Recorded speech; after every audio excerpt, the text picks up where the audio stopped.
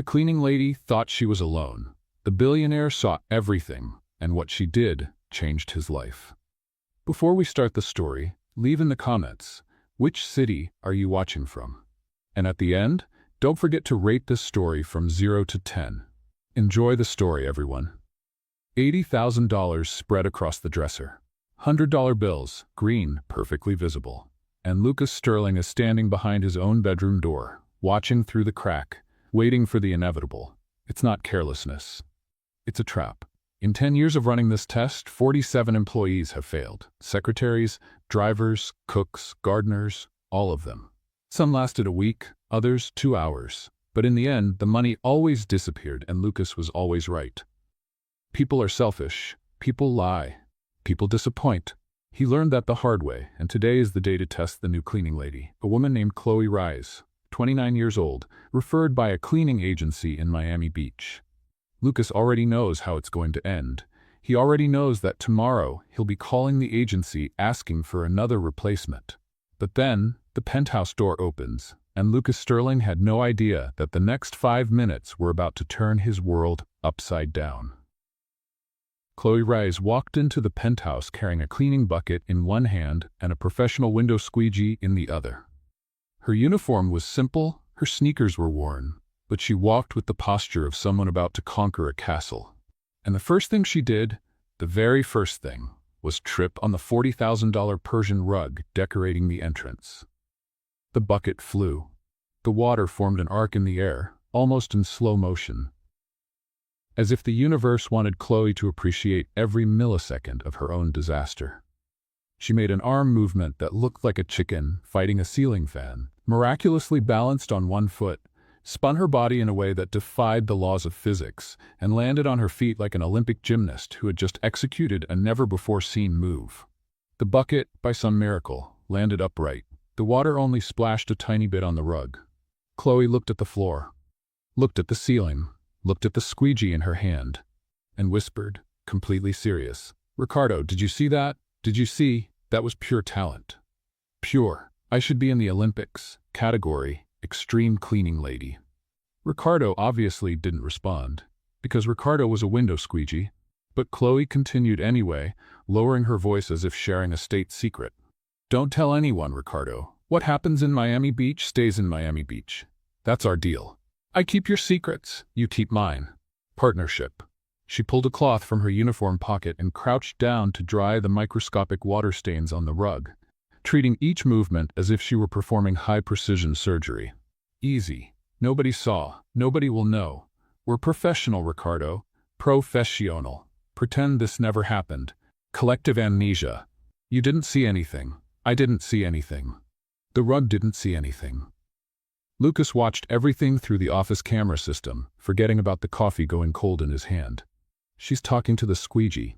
He tilted his head to the side, like a scientist observing an unknown species. She named the squeegee Ricardo. The squeegee's name is Ricardo. He took a sip of coffee without taking his eyes off the screen. She's having an emotional partnership with a cleaning tool. And apparently, the cleaning tool has voting rights and decisions. This was definitely new. Chloe finished cleaning the crime scene, stood up satisfied, and made a small victory gesture with her fist.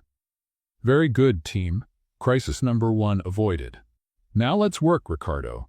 This penthouse isn't going to clean itself, and given the size of this place, we're going to need backup. Where's the rest of the army?" "Oh right, it's just the 2 of us. As always, you and me against the world." She turned to admire the space and her jaw dropped. The living room was the size of her entire apartment. No, wait. Her apartment, plus the neighbor's apartment, plus the hallway, plus the stairs, plus probably the parking lot. Floor-to-ceiling windows showed Miami's blue ocean stretching to the horizon like an absurdly expensive postcard. Furniture that looked like it came from a parallel dimension where everything was perfect and nobody spilled coffee on the couch. A kitchen with a marble countertop so white and shiny that Chloe could see her own startled reflection staring back at her. "Ricardo," she whispered, her voice coming out strangled. "Ricardo, where did we end up? This isn't an apartment. It's a... Ricardo, this is Narnia. We went through the wardrobe and ended up in Narnia. Except instead of a lion, it was a billionaire." She took 3 steps into the living room and stopped, afraid of contaminating the environment with her ordinary person presence. Okay, breathe, Chloe. You can do this. You're a professional. You clean things. You clean things very well. These things here are just a little more expensive than usual. She looked at a lamp that seemed to cost more than her annual salary. A little. Just a little. Like, if I break anything here, I'll have to work about 300 years to pay for it. No vacation, no holidays, no Sundays, and I'll still owe someone's great-grandchild. She advanced a bit more, her wide eyes making an inventory of every potentially destructible item in her path, and then she saw it. The vase. The most beautiful, most delicate, most obviously expensive crystal vase she had ever seen in her life.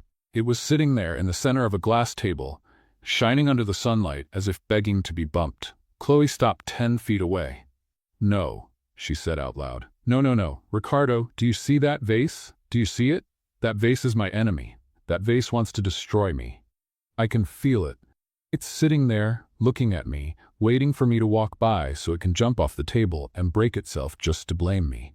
She stepped to the side, maintaining maximum distance from the object.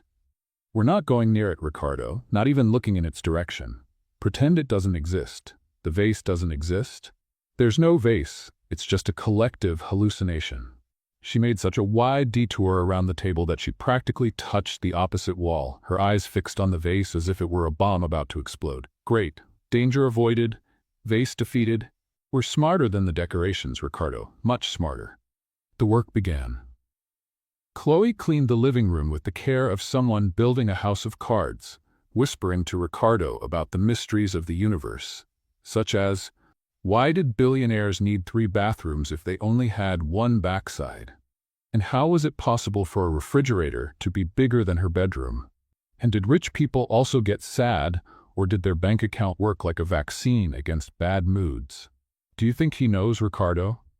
Do you think the owner of this penthouse has ever turned on a vacuum cleaner in his life? Ever held a broom? Ever washed a dish? She shook her head, philosophical. I don't think so. For him, a broom must be like a unicorn, something magical that he heard about in legends but never saw in person. Tell me the broom story again, Grandma. Once upon a time in a faraway kingdom there was a magical object that ordinary people used to clean the floor. Wow, how fantastic, Grandma. She laughed alone at her own joke. Ricardo, I'm so funny. You're lucky to have me as your partner. She went up the stairs to the 2nd floor, still philosophizing. Imagine life, Ricardo, waking up in a penthouse like this, opening your eyes and seeing the ocean, drinking coffee from a porcelain cup imported from France, never worrying if you'll have money for the bus. It must be really hard being rich, really tough. Really complicated choosing which of the 7 cars to use to go to the bakery for bread. Poor things. Poor billionaires. We should start a fundraiser. Lucas had moved to the 2nd floor hallway. He was positioned behind the half-open door of the master bedroom, with direct view of the dresser. The $80,000 waited, patient as always. Lucas waited, skeptical as always. Let's see how long this one takes to show who she really is. His fists clenched when he heard her footsteps approaching down the hallway, accompanied by an animated conversation about whether billionaires knew how to make instant noodles, or if they had a specific employee just for that. Another one who's going to fail, he thought, his jaw clenched. Another one who's going to prove I'm right, that everyone has a price, that honesty is just a pretty word people use until a better offer comes along. Chloe pushed the bedroom door open and walked in, still in the middle of a sentence. So, Ricardo, do you think he has a chef just to make? She stopped talking, stopped walking, stopped breathing. The whole world seemed to freeze, because there, on top of the dark wooden dresser, was more money than Chloe Rise had ever seen together in her entire life. $100 bills, many $100 bills, spread out with obscene casualness, as if they were candy wrappers, as if they were nothing, as if $80,000 was pocket change. Don't look, Chloe told herself. It's none of your business. You're a professional. You don't see anything. You don't know anything. You're blind, deaf, mute. You're a statue that cleans things. She looked. Obviously she looked. The squeegee slipped from her hand and fell to the floor with a dull sound that seemed like thunder in the silence of the room. "Ricardo!" She crouched down in panic to pick it up. "Sorry, I dropped you. I didn't mean to. It's just—" "Ricardo. Ricardo, are you seeing this? Are you seeing what I'm seeing? Tell me I'm having a hallucination. Tell me this is a mirage. Tell me the Miami sun fried my brain and now I'm seeing things." Ricardo didn't say anything because Ricardo was a squeegee, but if he could talk, he would probably say something like, "That really is a lot of money," or "Don't do anything foolish," or "For goodness sake, Chloe, keep it together." Chloe approached the dresser slowly, as if the money could attack at any moment. Her heart was beating so hard she could hear it in her ears. Her hands started to shake. Her mouth went dry. "This is more than I make in years," her mind calculated automatically. "Years, Ricardo. This is the apartment.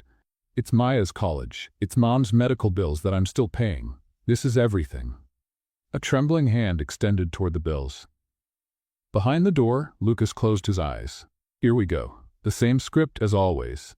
The initial hesitation, the mental rationalization, the internal justification, the hand extending, the fingers touching the bills, the moment when the person decided they needed that money more than the owner, that nobody would notice, that it was just a little bit, that she deserved it. 47 times he had watched this scene. 47 times he had been proven right. Everyone has a price. But Chloe didn't take the money. She organized it. Lucas opened his eyes. What is she doing? Chloe, with her hands still shaking, began gathering the scattered bills, one by one, carefully, reverently, as if she were touching something sacred. She sorted them by orientation, all the bills facing the same way, the president's faces looking in the same direction. She aligned the edges with millimetric precision and counted, quietly, focused. 7,800. 7,900. 8,000. What is she doing? Lucas took an involuntary step forward, forgetting to hide. Nobody has ever done this. Nobody. 79,900. 80,000. Exactly $80,000. Chloe finished counting, nodded satisfied with the number, and then did something even more unexpected. She took a pen from her uniform pocket, an old chewed-up pen that probably cost less than $1, tore a piece of paper from a worn notebook she carried in her other pocket, and wrote with careful handwriting, the handwriting of someone who learned penmanship in school and was still proud of it. $80,000 found on the dresser in the master bedroom. Organized and counted. Chloe Reyes. She placed the paper on top of the perfect stack of bills. And then she did something that Lucas Sterling had never, in 10 years of tests, in 47 employees, in thousands of hours waiting to be disappointed, seen any human being do. Chloe closed her eyes. She brought her hands together in front of her chest, fingers tightly interlaced, and whispered, with a voice so sincere it made something inside Lucas ache. "Thank you, Lord. Thank you for this job. I know you know how much I need it. You know about the bills, about Maya, about everything. But I'm not going to take what isn't mine. Never. Help me to always do the right thing. Even when nobody is watching. Even when it would be so easy to do the wrong thing. Thank you for making me strong enough to choose right." Lucas couldn't move, couldn't breathe, couldn't process what was happening. 10 years. 47 people. And none, not one, had done this. None had organized the money. None had left a note. None had prayed, thanking God for having an honest job while looking at a fortune that could solve all their problems. Something inside Lucas cracked. It didn't break. It cracked. Like thin ice at the beginning of spring. A small fissure that promised to spread. Something he had convinced himself no longer existed. Something he had buried under years of disappointment and cynicism and distrust. Began, very slowly, to wake up. Chloe opened her eyes, lovingly picked Ricardo up from the floor, wiped imaginary dust off his handle, and murmured, "Let's go, Ricardo. This room is already clean. And we don't mess with what isn't ours. Mom taught us better than that. Now let's find a bathroom to clean before I start crying like a fool, because you know I get emotional when I talk about Mom." She turned to leave, and came face to face with a wall. A wall that was 6'1", broad shoulders, piercing blue eyes, a perfectly tailored Italian suit, and an expression that was completely, absolutely, totally unreadable. Chloe's scream came out at a frequency that probably only dogs could hear. She backed up so fast that her feet got tangled with each other. Her balance left without saying goodbye. Her arms spun like windmills trying to grab the air. Her whole body went backward toward the bucket she had strategically left at the door, like a trap for herself, because apparently the universe thought she hadn't embarrassed herself enough that day. The bucket tipped over. The water flew. And Lucas Sterling's $3,000 Italian shoes, handmade in Florence by a fifth-generation craftsman who probably had an important first and last name, were completely, totally, irreversibly soaked. The silence that followed was so thick you could cut it with a knife. Chloe looked at the wet shoes, looked at the puddle of dirty water spreading on the hardwood floor, looked at the man's face, which remained expressionless, which was somehow much worse than if he were screaming. Looked at Ricardo, who, being a squeegee, also offered no emotional support, and whispered, in the tone of someone narrating the final chapter of their own career, "Ricardo, we did it. We broke the record. Fired on the first day, before lunch, complete with destruction of luxury property. Mom would be so proud." Lucas remained silent. Chloe swallowed hard, her face turning a red that tragically matched her blue uniform. "Sir, okay, I can explain. No, I can't explain because there's no logical explanation. I soaked your shoe, which clearly costs more than every shoe I've ever owned in my life, combined, multiplied by 10, with interest. So I'm gonna leave now, immediately, this instant. I'll get my things, which are actually just Ricardo and this chewed-up pen, and I'll disappear forever. You'll never see me again. I'll move to another city, another state, maybe another country. I heard Alaska is nice this time of year. It's very far from here. Very far from Italian shoes. So it was a pleasure. Sorry about the shoe, sorry about the rug, sorry for existing in the same space as your expensive things. And Chloe." His voice was deep, calm, completely different from what she expected from someone who had just had designer footwear ruined by bucket water. She stopped babbling. Her name and his voice sounded strange. Real. As if suddenly she were a person and not just a walking disaster that had invaded the penthouse. "Yes, sir?" "You're not fired." Chloe blinked again, tilted her head to the side in confusion. "I'm not?" Lucas took a step forward. His shoes made an embarrassingly wet sound on the floor, but he didn't seem to notice, or if he noticed, he didn't seem to care. "Actually," he said, and there was something in his eyes now, something that wasn't there before. Something that seemed cracked and hopeful and confused and cautious all at the same time. "You just got promoted." Chloe opened her mouth, closed it, opened it again, processed the information, failed to process the information, tried again, failed again, looked at Ricardo for help. Ricardo continued being a squeegee, looked back at Lucas, who remained standing there with his soaked shoes and his impossible-to-read expression and his impossible-to-understand sentence. "Promoted?" she repeated, the word coming out as if it were in another language. "Promoted to what? I literally just destroyed your shoes, which cost more than my rent. 3 months of rent, maybe 6. I don't know how much Billionaire shoes cost, but definitely more than I can afford. How is this a promotion? Is this like when people say you're fired, but in a polite way? Is that it? Is it a euphemism? Promoted to the street?" Lucas felt something strange happen to the corner of his mouth, something that hadn't happened in a long time, something he had forgotten he knew how to do. Almost a smile. "It's not a euphemism," he said, his voice still deep but with a different note now. "You passed." "Passed? Passed what?" "Sir, I'm not understanding anything. Ricardo doesn't understand either. We're very confused here." Lucas looked at the squeegee in her hand, at the organized pile of money on the dresser, at the note with careful handwriting, at this strange woman who talked to cleaning tools and prayed in Billionaire's bedrooms and had just destroyed his favorite shoes. "That," he said, taking another wet step toward her, "we're going to figure out together." Chloe stood still, her brain still trying to process, Ricardo still firmly held in her hand, his shoes still making water sounds with every step. And while she tried to formulate a response that made some sense, while Lucas Sterling observed her with eyes that had seen a lot but had never seen anything like her, neither of them had any idea about the hurricane that was about to arrive. Neither of them knew that. In less than 48 hours, a blonde in high heels with a venomous smile would walk through that same door. And that from that moment on, nothing, absolutely nothing, would be the same. Personal assistant. Chloe repeated the words as if they were in another language. Maybe they were. Maybe billionaires spoke their own dialect that she hadn't learned yet. Personal assistant, Lucas confirmed, crossing his arms. His shoes still made that embarrassingly wet sound, but he remained standing there, as if having $3,000 shoes soaked was an everyday event in his life. Of the penthouse? Of the penthouse. Me, personal assistant of your multi-million-dollar penthouse. Me, who just destroyed your shoes. Exactly. Chloe looked at Ricardo, completely useless in moments of existential crisis. Mr. Sterling, with all due respect, this seems like a prank. One of those TV show ones. Is there a hidden camera somewhere? Is a host going to jump out screaming "Gotcha" any moment? Because I need to mentally prepare.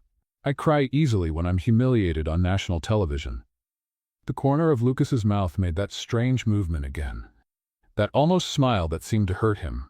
It's not a prank, it's a job offer. Tripled salary, full benefits. You start tomorrow. Chloe's brain tried to process tripled salary and almost collapsed. Tripled?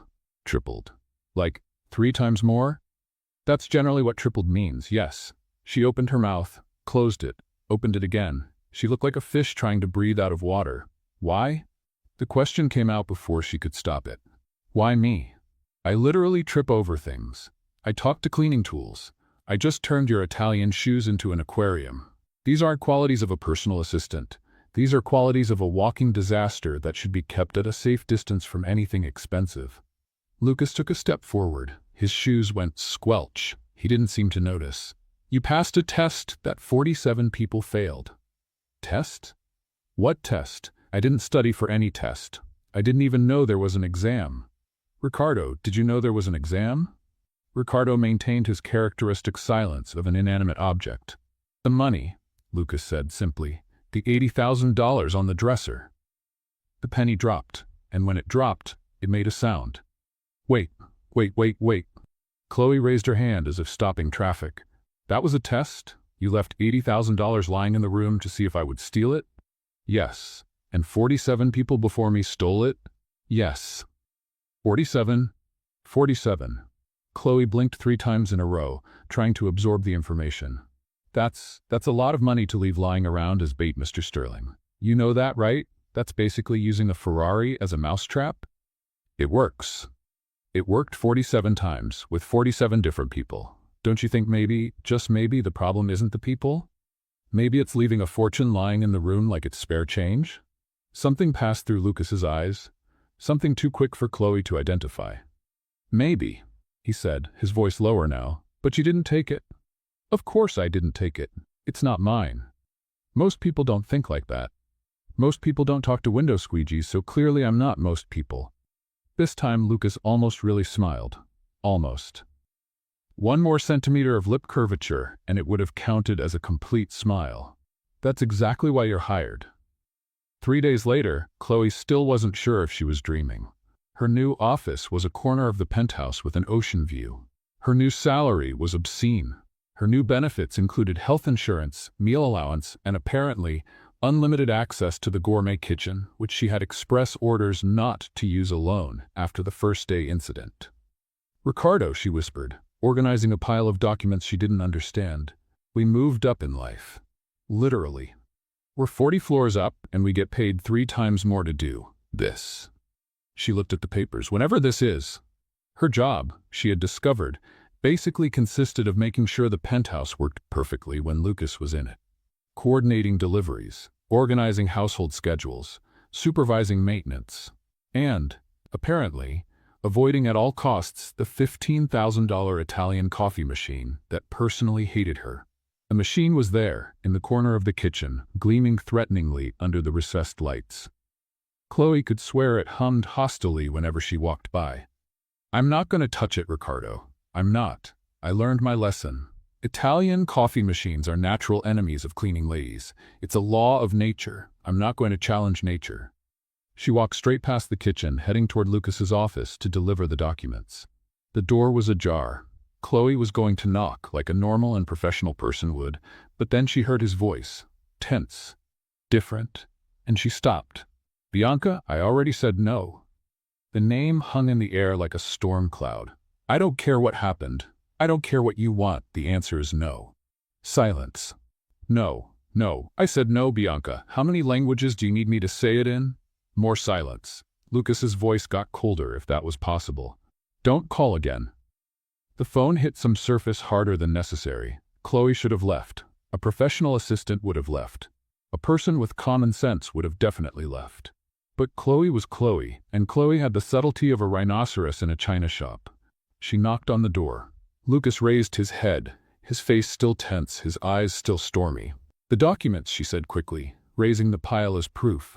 The ones you asked for, from the construction company, about the project for. She looked at the cover.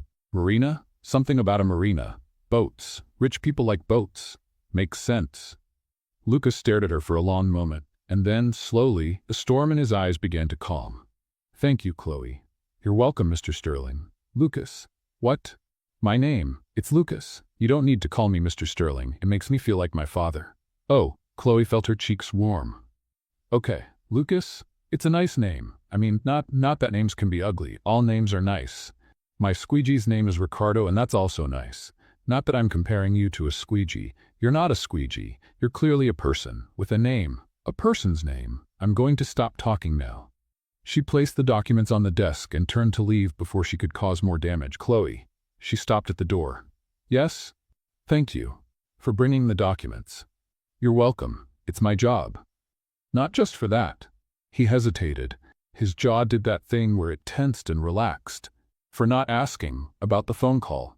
It's none of my business. Most people would ask.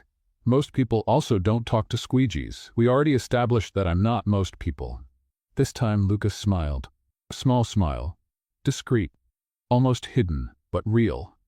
And something inside Chloe made a strange noise, like a very soft crack. Like thin ice at the beginning of spring. Ricardo, she whispered later, tidying up the living room while Lucas worked in the office, we have a problem. A very serious problem. She stopped cleaning to look toward the office. The door was closed now, but she could see his silhouette through the frosted glass. Broad shoulders curved over the desk, head resting on his hand. I'm not going to look at him, Ricardo. I'm not. We're professionals. We work here. There's a hierarchy. There's a code of conduct. Lucas stood up, took off his jacket. The fabric of his white shirt stretched over his shoulders in a way that should be illegal. Ricardo, Chloe moaned quietly. I looked, and he wasn't wearing his jacket. That's a crime somewhere. It has to be. It can't possibly be allowed. There should be laws against billionaires taking off jackets when employees are trying to be professional. She forced her eyes back to the bookshelf she was cleaning. Focus, Chloe. You're an adult. You're a professional. You're not going to fall in love with your billionaire boss just because he has nice shoulders and smiled at you once. That's cliché. That's predictable. Lucas came out of the office, walked through the living room, walked past Chloe, and their eyes met for exactly 3 seconds. 3 seconds that lasted an eternity. 3 seconds in which Chloe forgot how to breathe, how to think, how to exist as a functional human being. And then he was gone, heading toward the bedroom, and Chloe stood there, holding a feather duster, with her heart beating so hard it could probably be heard from across the ocean. Ricardo, she said, her voice coming out strangled. We're in so much trouble. So much trouble. Later that night, after Lucas locked himself in the office again for more tense phone calls, Chloe did the only thing she knew how to do when she was emotionally confused. She cleaned. Cleaned the kitchen that was already clean, cleaned the bathrooms that were already clean, cleaned even the corners that nobody ever looked at because they were corners and corners don't matter. And then, in a moment of extreme weakness, she looked at the coffee machine. The machine looked back. Ricardo, I know what you're thinking, and the answer is no, we're not going to try again. Last time was a disaster. Literally a disaster. I was covered in foam. Lucas almost smiled, but in a worried way, not in a nice way. I'm not going to risk it. The machine remained there. Shiny, silent, provocative. Okay, but what if I just press one button? Just one. It doesn't even need to make coffee. Just to see what happens. To understand the machine. Know the enemy. It's military strategy, Ricardo. Sun Tzu, The Art of War. Know your enemy. Ricardo didn't respond, because Ricardo had enough common sense not to participate in clearly stupid decisions. Chloe approached the machine, studied the buttons. There were many buttons, too many buttons for a coffee machine. This wasn't a coffee machine, it was the control panel of a spaceship. Who needs this many buttons to make coffee? Normal people used a filter and that was it. I'll just press this one here, this tiny one. It looks harmless. She pressed it. The machine made a noise that started low and kept growing, and growing and growing. Oh no, oh no, no, no, no.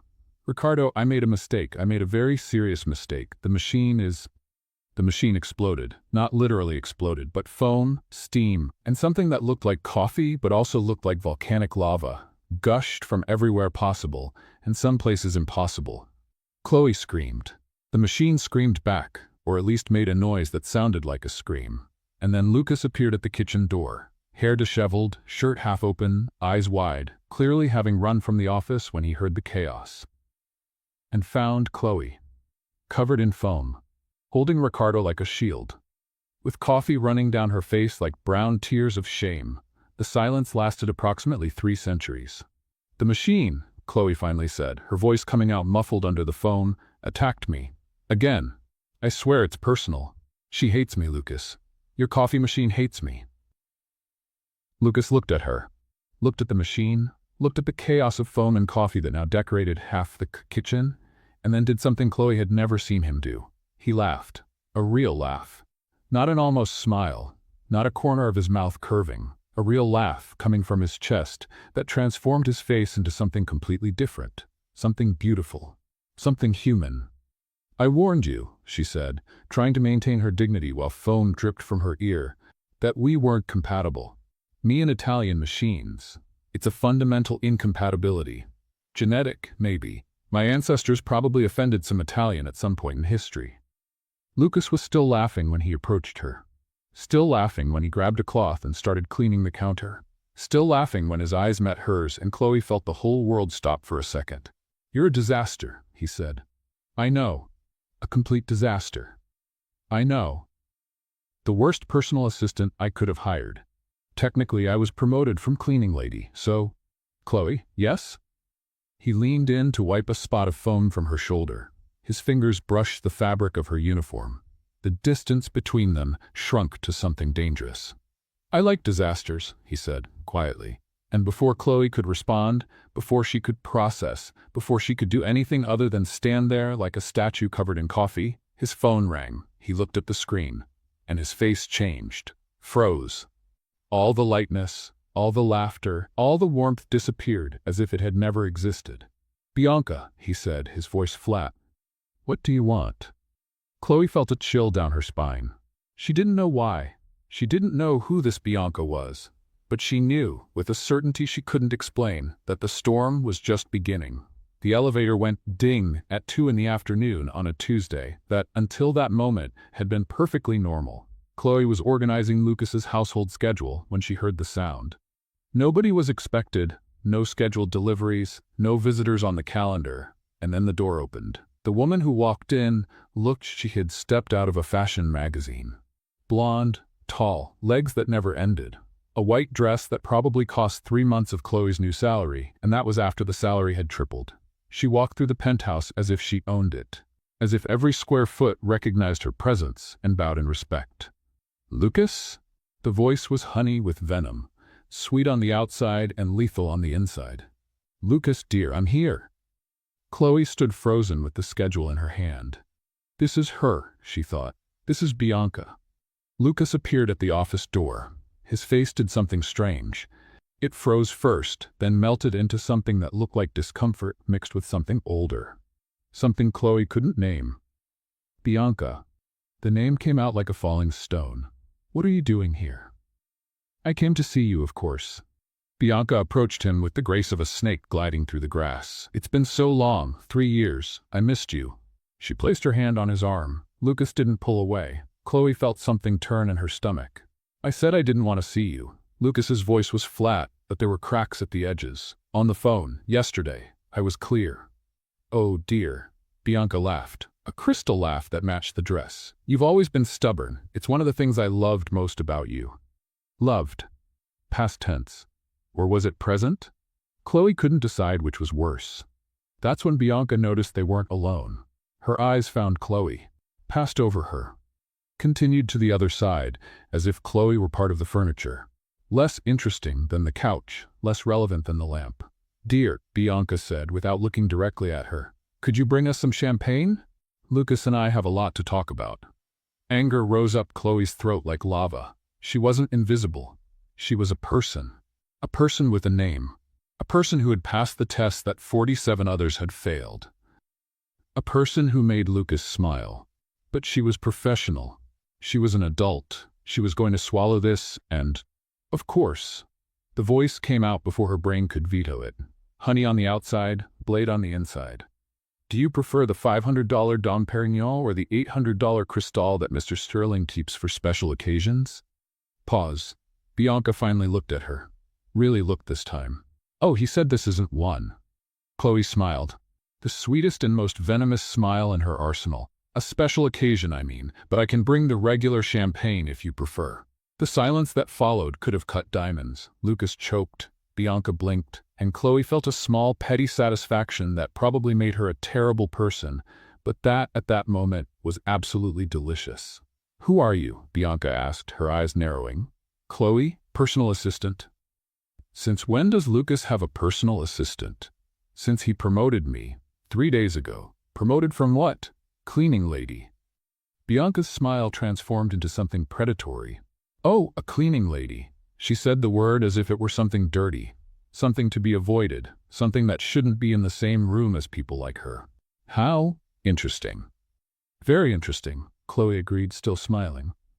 "Mr. Sterling thought I had special qualities, something about honesty, integrity, things like that."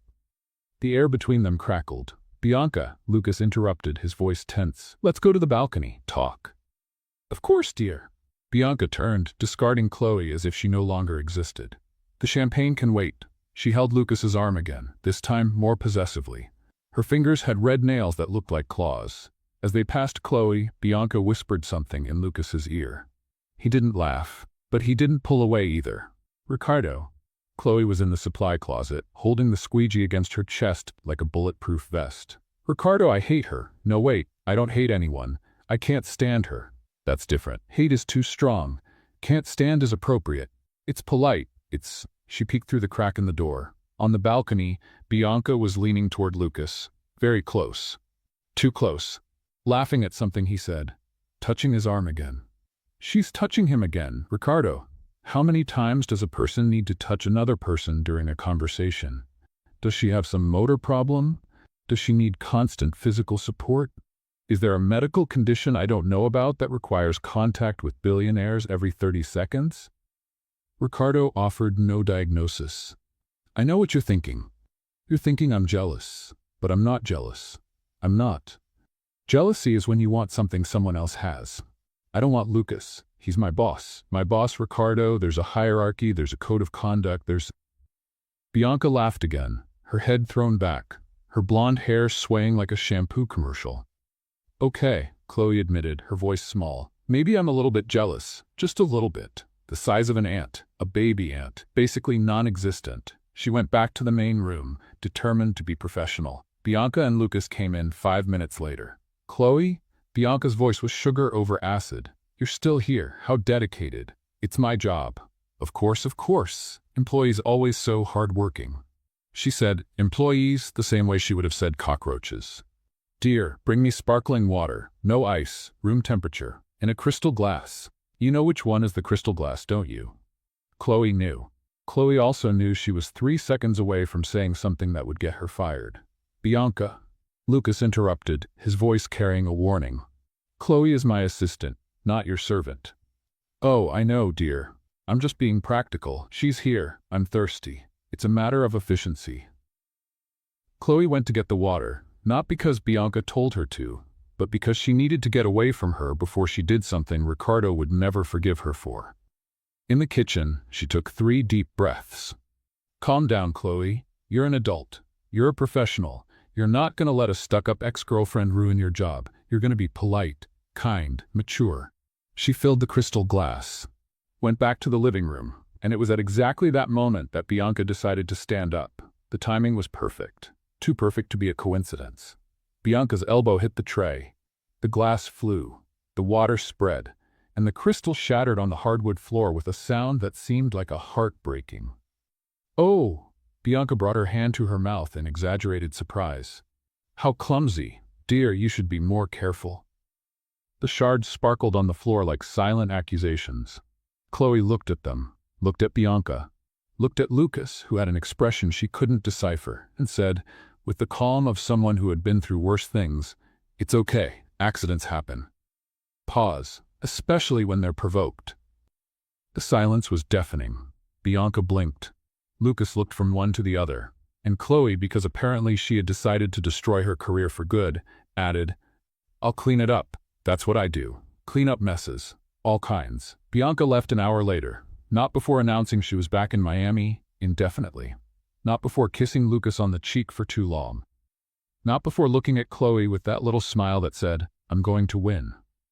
But she left, and when the elevator closed, Chloe allowed herself to really breathe for the first time in hours. "Chloe." She turned around. Lucas was standing there. His jacket wrinkled, his hair less perfect than usual, his eyes carrying something heavy. "I'm sorry," he said. "For what?" "But for the way she treated you. You didn't deserve that." The sincerity in his voice caught her off guard. "It's okay." "It's not. I know Bianca. I know how she is. I should have stopped her." "Why didn't you?" The question came out before she could stop it. Lucas was silent for a long moment. "Because part of me is still trying to understand," he finally said. "Why she came back, what she wants, if it's real or if it's another game. And do you want it to be real?" His eyes met hers. "No." The word was simple, direct, but it carried the weight of something much more complicated. "I don't know what I want," he admitted, "but I know it's not her. Not anymore." Chloe nodded. She didn't know what to say, didn't know if she should say anything. "You were incredible," Lucas added. "With her, the champagne thing, the mess thing. Nobody has ever talked to Bianca like that." Maybe someone should have, a long time ago. An almost smile? Maybe. He turned to leave but stopped halfway. "Chloe?" "Yes? Thank you for not judging me, for not asking, for just being here." She wanted to say she hadn't done anything, that she had just been herself, that it was no big deal, but the way he looked at her said it was. "You're welcome, Lucas." He went to the office, and Chloe stood there in the middle of the living room, with crystal shards at her feet and a heart that was beating too fast. "Ricardo," she whispered later, sweeping up the last fragments, "I think we've entered a war, a real war, and I don't know if we're prepared." The penthouse was silent. Outside, the Miami sun was setting over the ocean. And somewhere in the city, Bianca Harrington was planning her next move. The battle had just begun. "Business dinner. Tomorrow. You're coming with me." Chloe dropped the mail organizer she was holding. The letters flew in slow motion, scattering across the floor like panic confetti. "Sorry, what?" Lucas was standing at his office door, casual as if he had just asked her to bring coffee. "Dinner. Business. With me." I heard the words. Separately they make sense. Together they don't. "Why not?" "Because." Chloe looked at herself. Work uniform, worn sneakers, hair tied in a bun that had seen better days. "Lucas, I'm your assistant. Assistants don't go to business dinners." "My assistants do." "Isn't Bianca your assistant?" The name came out before she could stop it. Lucas looked at her for a long moment. "Bianca offered. I refused." Something warm spread through Chloe's chest. Something she wasn't going to name because naming it would mean admitting things. "Why me?" "Because you're authentic. Because you make people laugh. Because investors like real people, not facades." "Lucas, I talked to a window squeegee. That's not authentic. That's evidence I need therapy." "That's exactly why you're perfect." Chloe opened her mouth to argue. Closed it. Opened it again. "I don't have anything to wear. I'll provide it. I don't know millionaire dinner etiquette." "You don't need to. Just be yourself." "I trip over things. Frequently, in public. I'll catch you." The simplicity of the answer caught her off guard. "You'll catch me?" "If you fall, I'll catch you." He said it as if it were obvious. As if catching Chloe were the most natural thing in the world. That's what partners do. Partners. The word hung in the air between them. "Professional," Lucas quickly corrected. "Professional partners." "Right. Professional." "Exactly." The silence lasted 3 seconds longer than it should have. "So," Chloe finally said, picking up the letters from the floor because she needed to do something with her hands. "Tomorrow. Dinner. You and me. Professional partners." "Exactly. Okay." "Okay? Okay, I'll go. If you're determined to take me, I'll go. But if I spill something on someone important, it's your fault." Lucas almost smiled. "I'll take responsibility." The dress arrived at 4 in the afternoon the next day. Chloe opened the box with trembling hands, and then stopped breathing. "Ricardo." Her voice came out strangled. "Ricardo, are you seeing this? Tell me you're seeing this. Tell me I'm not hallucinating." The dress was blue. Deep navy blue, like the Miami ocean at night. Fabric that flowed like water. Elegant but not vulgar neckline. Simple. Sophisticated. Completely different from anything Chloe had ever owned in her life. "Ricardo, this dress costs more than 6 months of my rent. I know it does. I can feel it. The fabric is whispering obscene numbers in my ear." She touched the material with her fingertips. "If I spill something, we run away to Alaska. Remember, the Alaska plan is always on standby." At 7 in the evening, Chloe was ready. The dress fit perfectly. The high heels, also sent by Lucas, were medieval torture instruments disguised as footwear, but they made her legs look endless. Her hair was down, falling in waves that had taken 40 minutes of YouTube tutorials to achieve. And Ricardo was in her handbag. "Don't look at me like that," she whispered to the squeegee. "I need moral support. You're my moral support. I'm not going to take you out of the bag in public. Probably. Unless I panic, which is likely." Lucas appeared at 7:15, and Chloe understood, at that moment, why there were laws against certain things. He was wearing a tuxedo, a black tuxedo, that highlighted his shoulders and his jawline, and basically everything that was illegal to look at for more than 3 seconds when the person was your boss. "You look..." Lucas stopped mid-sentence. "Ridiculous? I knew it. The dress is too much. I look like a child wearing adult clothes. I should change. Is there still time to change?" "Stunning." Chloe blinked. "Excuse me?" "You look stunning, Chloe." The air left her lungs. "Oh, thank you. You also look presentable. Very presentable." "Yes." She wanted to throw herself out the window. Lucas extended his hand. "Shall we?" The restaurant was the type of Chloe had only seen in movies. Crystal chandeliers, waiters in white gloves, tablecloths that probably needed to be dry cleaned in another country, people who seemed to have been born rich and had never known the experience of choosing between paying the electric bill or buying food. "Don't look down," Chloe murmured to herself as she walked arm in arm with Lucas. "Don't look at the shoes. One foot in front of the other. Simple. Basic. You can do this." She did it, for approximately 20 seconds, and then the heel found an irregularity in the carpet, because apparently Persian rugs were her natural enemies, and the universe decided it was time for another public humiliation. Chloe felt her balance leave. Her body began to topple, her arms spun, and then firm hands caught her by the waist. Lucas. The distance between them disappeared. She could feel his warmth through the tuxedo. She could see every shade of blue in his eyes. She could feel a heart beating. Hers or his, impossible to know. "I caught you," he said, his voice low. "You did. I said I would. You did." They stood there for a moment that lasted too long, a moment that was not professional at all. The Sterling couple. A cheerful voice broke the spell. "What a dramatic entrance." Lucas released Chloe so quickly she almost lost her balance again. "Mr. Henderson," his voice switched to business mode. "This is Chloe Rise, my assistant." "Assistant?" Mr. Henderson, a gentleman with white hair and an easy smile, winked at Chloe. Of course. You make a lovely couple of assistant and boss." Chloe felt her face catch fire. Lucas didn't correct him. The dinner was surprisingly fun. The investors were 4. Henderson, Martinez, Chen, and Cooper. All serious businessmen with obscene fortunes and an ability to talk about return rates that would make any normal person fall asleep standing up. But Chloe wasn't normal. Chloe was Chloe.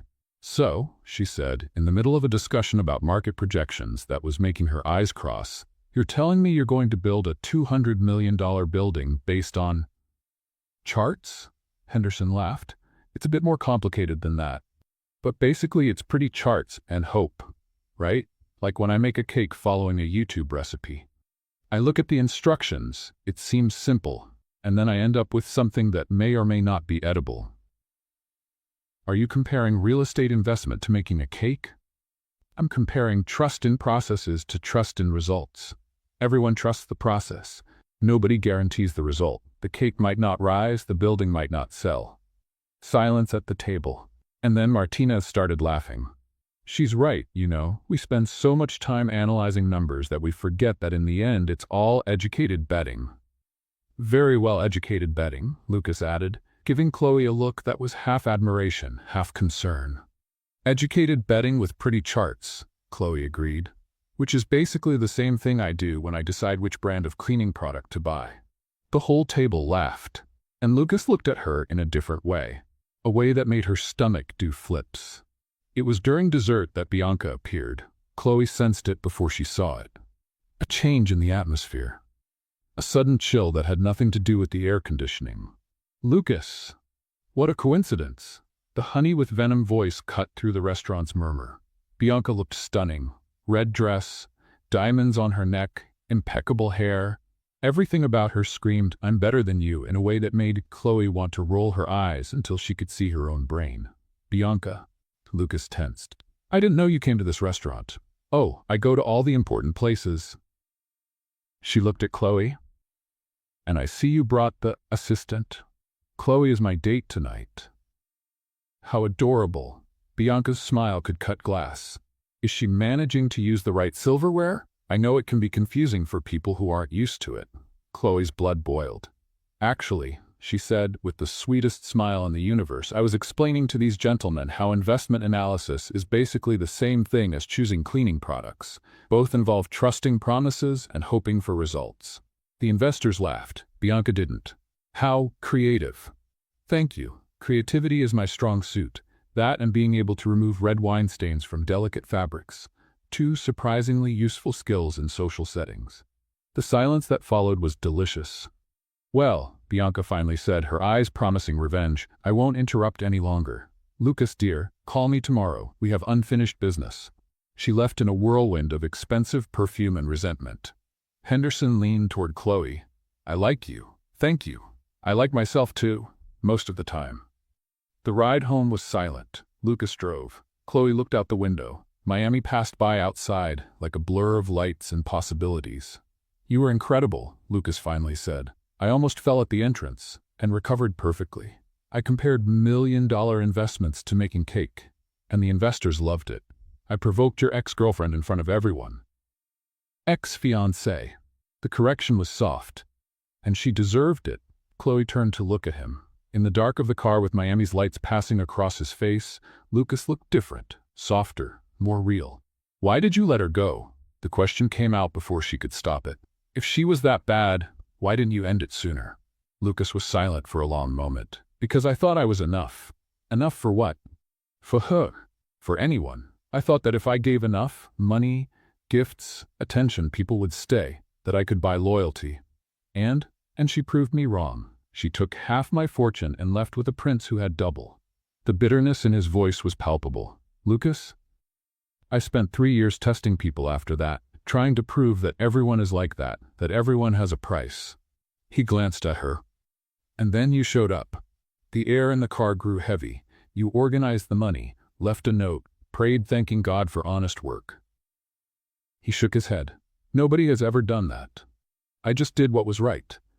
"Exactly. And it was the first time in 3 years that someone did the right thing when nobody was watching." The car stopped in front of Chloe's building. Lucas turned to her. The distance between them shrank. "You were perfect today," he said, his voice low. "Not because you pretended to be someone you're not, but because you were exactly yourself." "Lucas, Chloe, He leaned in. She leaned in. The space between them was disappearing. His lips were inches from hers. Chloe's heart was beating so hard it was probably audible from outside the car. And then the phone rang. The sound cut through the moment like a knife. Lucas pulled back as if he'd received an electric shock. He looked at the screen, and his face changed. "It's Bianca." The cold returned. "Do you need to answer?" "No." "But," he hesitated, "maybe it's better this way." Chloe didn't know what to say. "Good night, Chloe." His voice was professional again. Distant. The moment had passed. "Good night, Lucas." She got out of the car.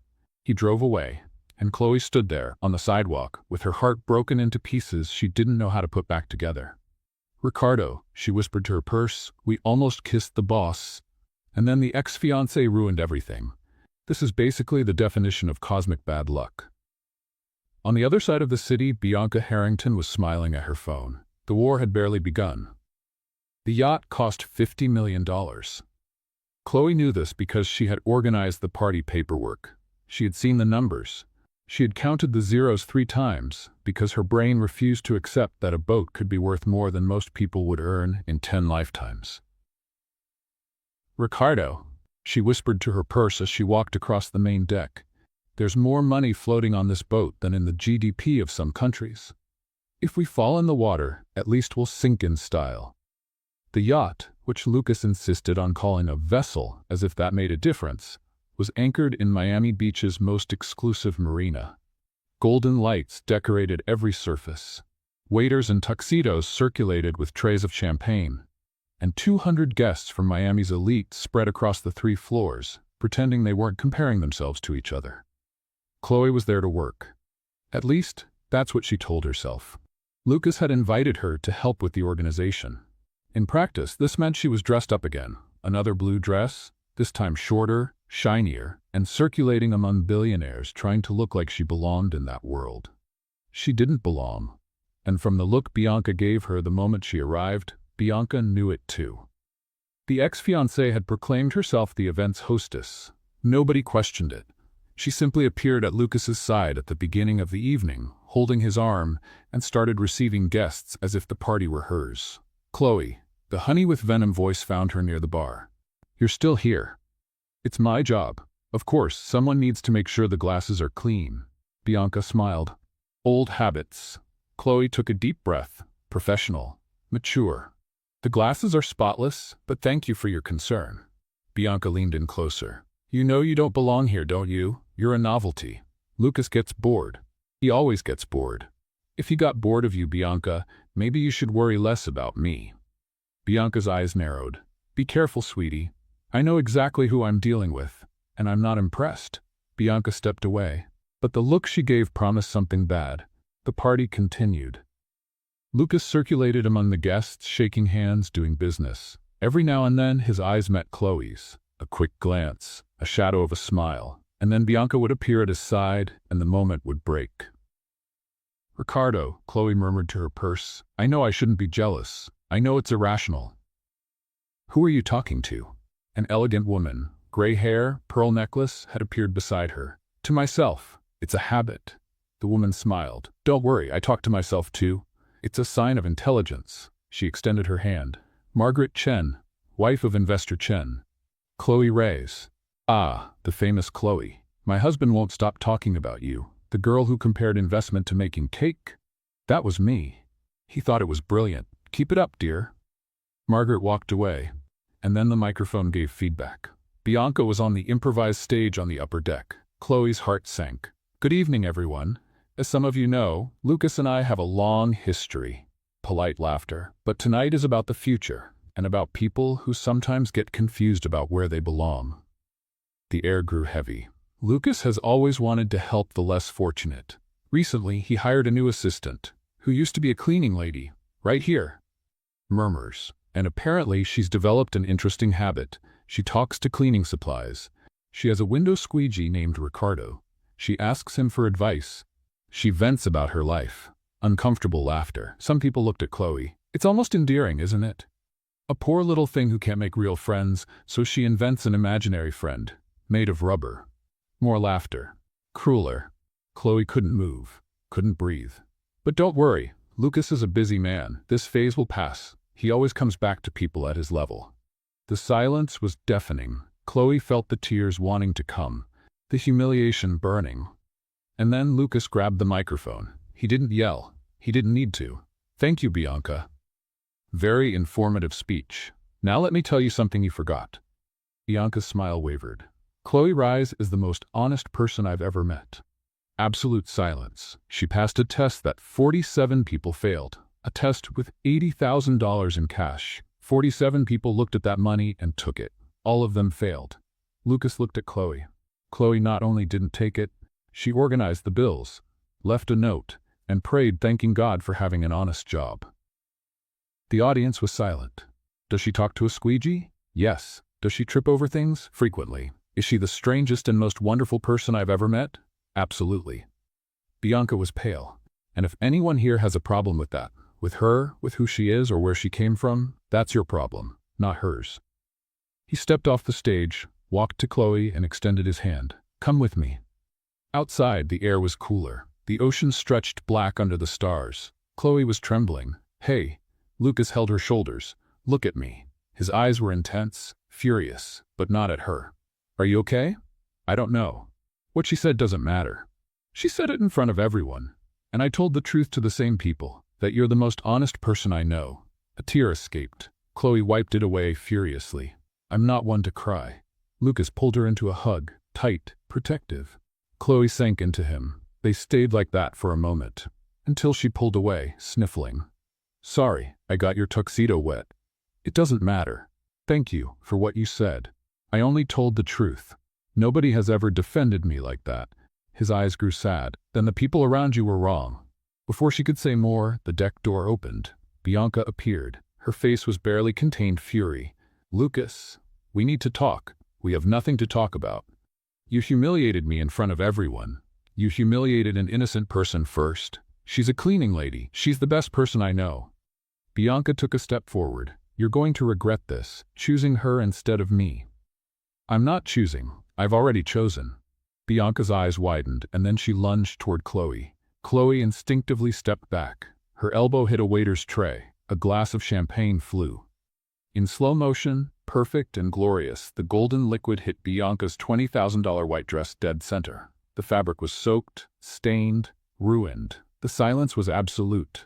Bianca looked at the dress, looked at Chloe, and let out a scream that was probably heard on the other side of Miami. My dress! You ruined my dress! Chloe looked at her own hand, at the fallen tray, at the golden stain spreading across the immaculate white. Oops. Oops. Oops, this cost $20,000. Accidents happen? Chloe's voice came out small. Bianca looked like she was about to have a breakdown. Her perfect hair was messed up, her face red with anger, her dress destroyed. You're going to pay for this, for all of this. Bianca, Lucas's voice cut through the air. Enough. But Lucas, I said enough. Leave. You can't. I can and I am. This is my party, my yacht, and you're not welcome.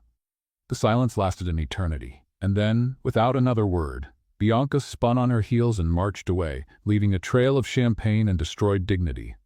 Chloe stood there, still in shock. I didn't do it on purpose. I know. The elbow, the tray, I know. But it was very satisfying. Lucas looked at her, and then for the first time that night, he truly smiled. It was, wasn't it? Chloe felt a laugh bubbling up, nervous, relieved, hysterical. Ricardo, she whispered to her purse, we just threw champagne on the boss's ex-fiancée, by accident, but also a little bit of cosmic purpose. Lucas shook his head, still smiling. You're impossible. I know. And unbelievable. I know that too. He held her hand. Come on, let's get out of here. Where to? His eyes met hers, intense, full of something she couldn't name. Somewhere I can tell you the truth. About the test, about Bianca, about everything. Chloe felt her heart race. About us? Lucas didn't answer with words, but the squeeze of her hand said everything. They left the party behind, and under the Miami stars walking across the deck of a $50 million yacht, Chloe Rice had the feeling her life was about to change forever. The private deck was at the top of the yacht, far from the party, far from the murmurs, far from Bianca and her ruined dress and her melted fury. Lucas guided Chloe there in silence. The Miami stars shone above them like witnesses to something that still had no name. Sit down. He indicated a white leather sofa that probably cost more than Chloe's car. If she had a car, which she didn't, she sat beside her. The ocean stretched infinite before them. The city lights twinkled in the distance, and the silence between them was heavy with things unsaid. I owe you an explanation, Lucas began. You don't owe me anything. Yes, I do. He looked at the horizon. About Bianca, about the test, about why I am the way I am. Chloe waited. Lucas took a deep breath. Bianca and I got engaged 4 years ago. I thought it was love. I thought I had found the right person. She was beautiful, intelligent, knew how to behave at social events. Everything a CEO needs in a partner. What happened? A European prince happened. The bitterness in his voice was palpable. Prince Stefan from somewhere I can't even pronounce. He had more money than me, more status, a noble title. And she left. She left, with half my fortune and with my ability to trust anyone. Chloe felt her heart squeeze. The money test started after her? 3 months later, I wanted to prove I was right, that everyone is selfish, that everyone has a price. He finally looked at her, and 47 people proved I was right until you. I just did what was right. Exactly. You did what was right when nobody was watching, when it would have been so easy to do wrong. The air between them became electric. Lucas, let me finish, please. She nodded. When I saw you organize that money, leave the note, pray thanking God for the job, he shook his head. Something broke inside me, something I had convinced myself no longer existed. What? Hope. The word hung suspended between them. You made me believe again, Chloe, not in people, in one person. You. Chloe felt the tears returning, but this time they weren't from sadness. I need to tell you something too. What? She opened her purse, took Ricardo out. This is Ricardo. My squeegee, my best friend. I've been talking to him since my mother died 5 years ago. Lucas looked at the squeegee, at Chloe, back at the squeegee. She was a cleaning lady too. She worked her whole life to support me and my sister. Never complained, never stopped, until her body stopped for her. Chloe? When she died, I inherited her cleaning supplies, including Ricardo, and I started talking to him because it was easier than admitting I was alone. A tear rolled down. I know it's weird. I know it's pathetic. I know Bianca is right to laugh at me. Bianca is right about nothing. Lucas took her hand. You're not pathetic, Chloe. You're the bravest person I know. You lost your mother. You support your sister. You work every day, and you still manage to smile. You still manage to make others smile. I'm just trying to survive. You're doing much more than that. He squeezed her hand. You're reminding me how to live. The world seemed to stop. The stars shone. The ocean murmured, and Lucas Sterling leaned toward Chloe Reyes. The kiss was soft, sweet, full of promise. His lips were warm against hers. One of his hands rose to hold her face. Chloe's heart was beating so hard she was sure he could hear it. When they separated, both were breathless. That, Chloe started, was unexpected, perfect. She laughed, a nervous, relieved, happy laugh. Ricardo, she said, looking at the squeegee in her hand, it happened. We promised we wouldn't fall in love with a billionaire. We lied, Ricardo. Lucas really laughed, a laugh that transformed his face. Are you asking the squeegee's opinion about our kiss? Ricardo is part of the package. If you want to date me, you date Ricardo too. I accept the terms. Chloe smiled, and then, because the universe apparently thought she hadn't embarrassed herself enough that night, she leaned in to kiss him again. But she leaned too far. Her balance left, and Ricardo flew from her hand toward the sea. No, Chloe lunged forward, trying to catch the squeegee. But it was too late. Ricardo passed through the safety railing and disappeared into the darkness of the ocean with a pathetic splash. The silence that followed was absolute. Chloe was leaning over the railing, looking at the black water where her best rubber friend had just sunk. Ricardo. Her voice came out strangled. Ricardo. She made a move to jump. Lucas held her back. Chloe, no, but Ricardo. It's a squeegee. You're going to drown trying to save a squeegee. He's not just a squeegee. He was. The tears came. He was my mother's, Lucas. Understanding passed across his face. Oh, Chloe. I know it's silly. I know it's just an object, but it was all I had of her, the only thing left. Lucas hugged her. I'm sorry. It's not your fault. It's mine. I'm the one who leaned over. I'm the one who let him fall. They stayed like that for a long moment. Chloe crying silently, Lucas holding her, the ocean keeping Ricardo in its dark depths. I'll buy you another one. Lucas finally said, It's not the same. I know, but we can create new memories with a new Ricardo. Chloe sniffled. Are you suggesting we adopt a squeegee together? I'm suggesting we do anything together. She pulled back to look at him. Lucas Sterling, that's the strangest romantic thing anyone has ever said to me. I'm trying. You're succeeding. He wiped the tears from her face with his thumb. So, Chloe Reyes, do you accept starting a new adventure with me? with new squeegees, new disasters, and probably lots of stumbles along the way. Are you asking me to be your girlfriend using cleaning product metaphors? Apparently yes. Chloe laughed through her tears. Then the answer is yes. They kissed again, this time longer, deeper, full of promise and possibility. The next morning brought a headline: Miami billionaire and romance with ex-cleaning lady, scam or love. The article had photos of the kiss, details about Chloe's life, an anonymous source who knew too much. And Chloe, sitting in her simple apartment with a cup of coffee in her hands, knew exactly who the source was. The war had just escalated, and Ricardo was no longer there to give advice. The journalist showed up at 7 in the morning. Chloe found out in the worst way possible, opening her building's door in pajamas, with hair looking like a bird's nest and eyes still swollen from crying over Ricardo all night. Chloe Reyes, is it true you seduced Lucas Sterling using cleaning techniques? Miss Reyes, how much is he paying you to pretend to be his girlfriend? Chloe, look over here. How did you meet the billionaire? Flashes, microphones, faces eager for scandal. Chloe slammed the door so hard the entire building shook. Okay. She leaned her back against the door, her heart racing. Okay, this is happening. This is really happening. The phone rang. Lucas, did you see? His voice was tense. There's a horde of journalists at my door, so yes, I saw. Don't leave there. Lucas, I can't stay trapped in my apartment forever. Not forever, just until we figure out who leaked. We know who leaked. Silence on the line. Bianca. Bianca, he sighed. I'm going to fix this. How? I don't know yet, but I will. Lucas. Chloe hesitated. Maybe it's better if we take a break until things calm down.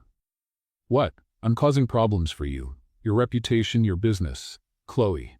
No. The investors must be freaking out. The headline is everywhere. I'm the ex-cleaning lady who scams billionaires. That's not good for you. I don't care. But I do. I don't want to be the reason for your downfall. You're not. Lucas, please. Her voice faltered. Let me think. That's all. Let me process all of this. Another silence. Longer this time. Okay. Think. But don't give up on us. Not without talking to me first. Okay. Promise? I promise. She hung up, and then she looked at the empty corner of the apartment where Ricardo used to be. I wish you were here, she whispered to nothing. You would know what to do. You always knew. Silence was the only answer. 3 days passed. 3 days of journalists camped at the door, of increasingly creative headlines, of anonymous sources revealing details about Chloe's life that only someone very close could know.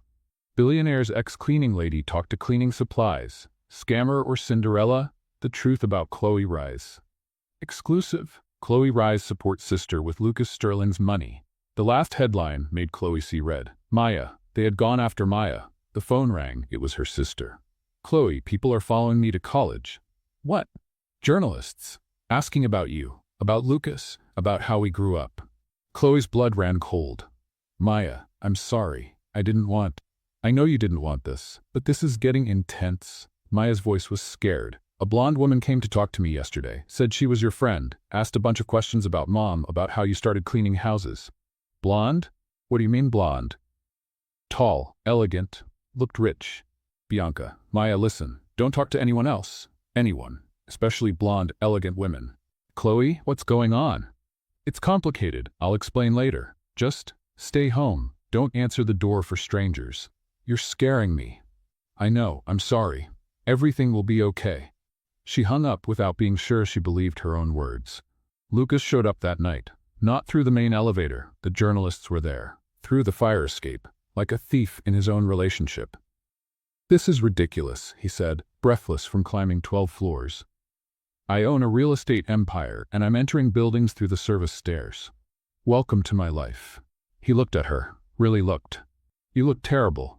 Thank you, that's exactly what every woman wants to hear. That's not what he sighed. You're not sleeping. You're not eating. I know the signs. There have been journalists at my door for 3 days. Sorry if I'm not at my best. Lucas approached. Chloe, come with me. Where to?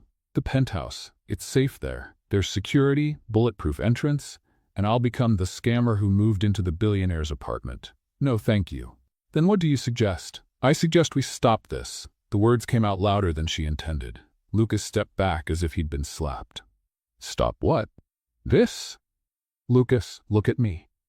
She gestured at herself. I'm a cleaning lady. You're a billionaire. This was never going to work. It was working. It was working until your ex-fiancé decided to destroy my life. Now my sister is being followed. I can't leave my house, and every detail of my pathetic existence is being exposed for everyone to see. Chloe, you don't understand. The tears came. You were born rich. You were always protected. You don't know what it's like to have your whole life exposed like it's entertainment. You don't know what it's like to be treated like a joke. I know what it's like to be betrayed. I know what it's like to have trust destroyed. But you had money to hide behind. I have nothing, Lucas. Nothing. The silence that followed was deafening. Chloe was crying. Lucas was frozen. And between them was a gap that seemed impossible to cross. Do you want me to leave? His voice was low. Hurt. I want you to understand. I'm trying. It's not enough. Another silence. Okay. Lucas took a step back. Okay, Chloe, if that's what you want. It's not what I want. It's what needs to happen. Is there a difference? She didn't answer. I'm going to fight for this, Chloe. For us. Even if you don't want me to. Lucas? You made me believe again. I'm not giving up that easily. And then he was gone. Chloe stood there alone in the empty apartment with the sound of journalists murmuring downstairs and her heart broken into pieces. 2 hours later, someone knocked on the door. Chloe dragged herself to the peephole, expecting to find another journalist. But it wasn't a journalist. It was a delivery man. With a box. Chloe, rise? That's me. Package for you, ma'am. She took the box, closed the door, sat on the couch. Her heart was beating way too fast when she opened it. Inside, wrapped in blue velvet, was a squeegee. But not just any squeegee. A squeegee with a Swarovski crystal handle, sparkling, elegant, absurdly unnecessary, and engraved in the crystal in small, delicate letters, for the most honest person I've ever met. Along with it, a note. This is Richard II. He also thinks you shouldn't give up on us. Chloe held the squeegee against her chest, and for the first time in days, she laughed, a laugh wet with tears, confused, hopeful. Richard II, she whispered, your father was a simple squeegee. You're a designer squeegee, but I think we can make this work. The squeegee didn't respond, but if it could, it probably would have agreed. 1 week. 1 week since Richard II arrived.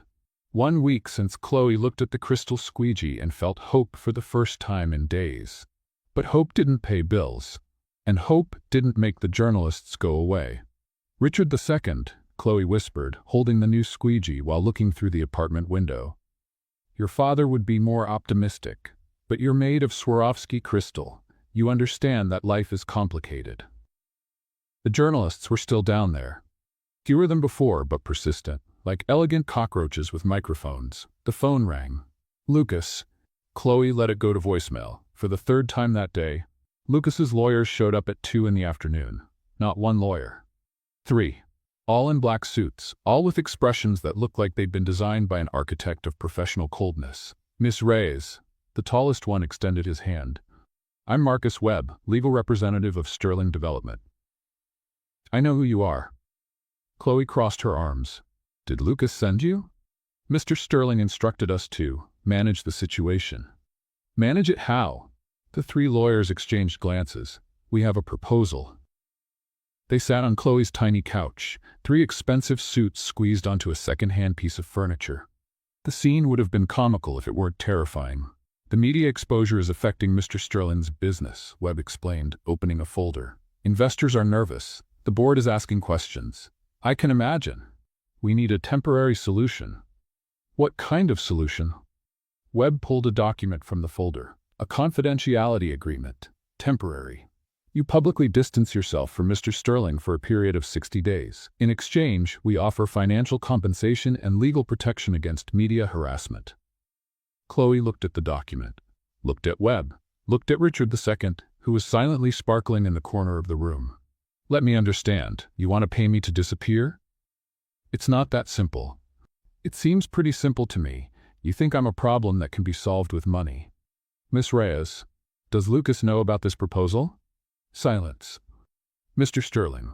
Webb cleared his throat. Mr. Sterling is aware that we are exploring options, but he didn't specifically ask for this. More silence.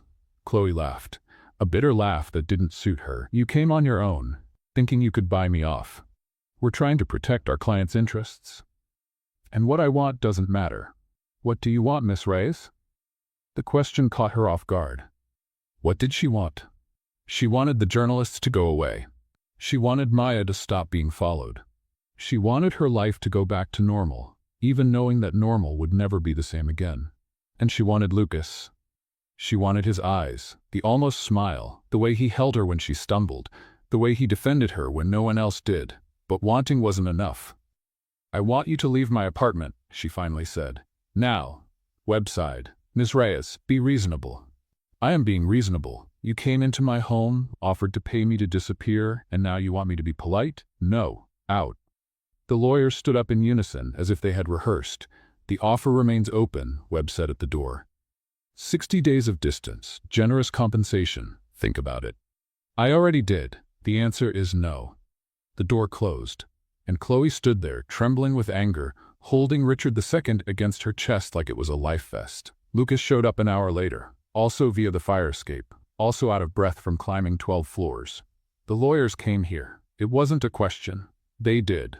I didn't know. I swear I didn't know. I believe you. Chloe? He came closer. What did they say? They offered to pay me to disappear for 60 days. Lucas's face contorted. I'm gonna fire all of them. No, you're not. They were doing their job, protecting you. I don't need protection. Yes, you do. Chloe's voice rose without meaning to. Lucas, look at the situation. Your business is suffering. Your reputation is suffering, all because you defended me on that yacht. I'd defend you again. I know. That's why. She took a deep breath. That's why I'm going to accept. Lucas froze. What? Not their offer. Not the money. She came closer, taking his hands, but the idea of taking a break until things settle down. Chloe, no. Lucas, listen, I'm not giving up. I'm trying to protect us. Protect us from what? From Bianca destroying everything before we have a chance to build something. Lucas's eyes were bright, with anger, with fear, with something that looked like desperation. I already lost someone I loved because I let things happen without fighting. You're not letting anything happen. I'm asking. It's the same thing. It's not. Chloe squeezed his hands. Bianca wants to see us destroyed. She wants to see you humiliated. If we continue now the way things are, she's going to succeed. And if we take a break, she won't? If we take a break, she'll think she won. She'll lower her guard. And when she does, Chloe forced a smile. You're a billionaire, Lucas. You didn't get where you are without knowing how to play the game. Lucas was silent for a long moment. How long? I don't know. Long enough. And after? After, we figure it out together. He pulled her into a hug, tight, desperate, as if he were saying goodbye to something precious. This isn't goodbye, he said against her hair. It's a pause. I know. I'm going to find you again. I know. Promise you won't give up. Chloe pulled back enough to look into his eyes. I promise. He kissed her. It was a different kiss from the others, without urgency, without desperate passion, a kiss of promise, of see you soon, of this isn't the end. When they separated, Chloe was crying. Richard II agrees with me, she said, trying to smile. He said you're too handsome to be abandoned. Richard II is a wise squeegee. He learned from his father. Lucas laughed. A wet laugh. Sad. Take care of him for me? Always. One more kiss, on the forehead this time, and then he was gone. Chloe didn't sleep that night. She sat by the window holding Richard II, watching the lights of Miami turn off one by one. He's coming back, she whispered to the squeegee. He promised, and I trust him. Richard II sparkled under the moonlight. You're right, trust is hard, especially for him, especially after everything Bianca did. She sighed. But we're not Bianca. We're us, and we don't give up. The next morning, she packed a small suitcase, grabbed Richard II, and went to her sister's house. Maya greeted her at the door with a tight hug. Are you okay? I will be. What happened? It's a long story. Chloe forced a smile. How about pizza and ice cream while I tell you? At 9 in the morning? Heartbreak days don't have time rules. Maya looked at her for a long moment. I liked him, you know. Lucas, he seemed good for you. He is good for me. Then why are you here? Chloe sighed. Because sometimes loving someone means protecting the relationship. Even when it hurts. Maya didn't say anything. She just took Chloe's suitcase and led her inside. 1 week passed. The journalists disappeared, the headlines faded, The world moved on, as it always does. And then Chloe saw a photo, on the internet, on a gossip site. Lucas and Bianca having dinner together. The caption said, "Billionaire reunites with ex after scandal with cleaning lady." Chloe looked at the photo for a long moment. Lucas looked unhappy. Bianca looked triumphant. And Chloe felt her heart break into 1,000 different pieces. "Richard II?" she whispered, the tears falling. "Were we fooled?" The crystal squeegee sparkled silently. No answer. But the pain was answer enough. The photo was a lie. Chloe knew it was a lie. Deep down, she knew. But knowing and feeling were different things. "Richard II," she said, sitting on the guest bed at Maya's house at 2 in the morning. "I know I shouldn't be looking at this. I know. But I can't stop." The gossip site had more photos now. Lucas and Bianca leaving a restaurant. Lucas and Bianca getting into a car. Lucas with an expression that looked carved in stone, while Bianca smiled at the cameras as if she had just won the lottery. "He looks unhappy," Chloe murmured. "Look at his face. He doesn't want to be there." But he was there, and that was what mattered. Maya woke up at 7 and found Chloe in the kitchen, with deep dark circles and 3 empty coffee cups in front of her. "Did you sleep?" "Define sleep." "Chloe? I know, I'm being pathetic. A functional adult doesn't lose sleep over tabloid photos." She took another sip of coffee. "But it turns out I'm not a functional adult. I'm a promoted cleaning lady who talks to squeegees. The bar is low." Maya sat in front of her. "Do you want me to say everything's going to be okay?" "You can say it. I just won't believe it." "Then I'll say something else." Maya took her sister's hands. "You're the strongest person I know. You practically raised me alone after Mom got sick. You worked 3 jobs to pay my tuition. You never ever gave up on anything." "I'm thinking about giving up now." "No, you're not. You're scared. That's different."